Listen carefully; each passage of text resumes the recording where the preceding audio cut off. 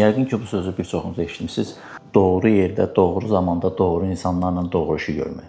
Bu həqiqətən çox vacib bir nüansdır. Düzdür, burada işin biraz şans faktoru da var. Sadəcə belə deyək, o şans hər kəsin həyatında olur. Müəyyən dövrlərdə müəyyən şanslar yaranır.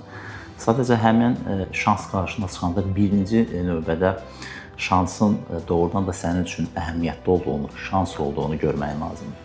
Yəni birisi də görmək baxmaqdan daha önəmlidir. Görməyin lazımdır və həmin anda şansını dəyərləndirə biləcək bir potensialın olmalıdır. Yəni bəsit bir şablon nümunə olaraq Newtonun yerin cazibə qüvvəsini kəşf eləməsini göstərirlər hər zaman. Yəni Newton bir süre vaxtı vəba, səhv eləmirəmsə 17-ci əsr olmalı idi. 17-ci əsrdə Avropada vəba xəstəliyi yayılmışdı və həmin vaxtda da Newton işlədiyi universitetdən doğulduğu, böyüdüyü evə qayıtdı. Öz evində fəaliyyətinə, elmi fəaliyyətinə davam etdirirdi.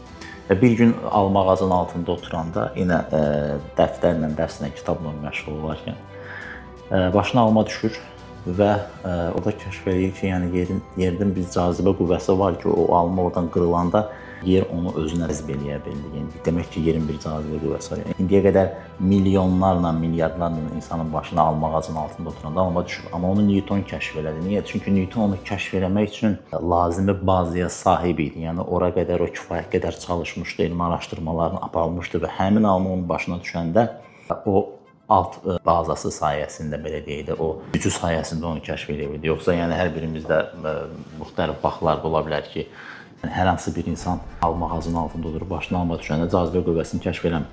Hətta bunu bilməyən bir çox insanlar da var hal-hazırda dünyada.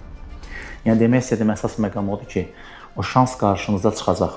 Bəli, hər bir insanın həyatında müəyyən dövrlərdə müəyyən şanslar çıxır. Amma birinci növbədə onun şans olduğunu görmək, ikinci növbədə o şansı dəyərləndirə biləcək gücünün olması. Bax, həmin o şansı, həmin o günə özü hazırlamalısan.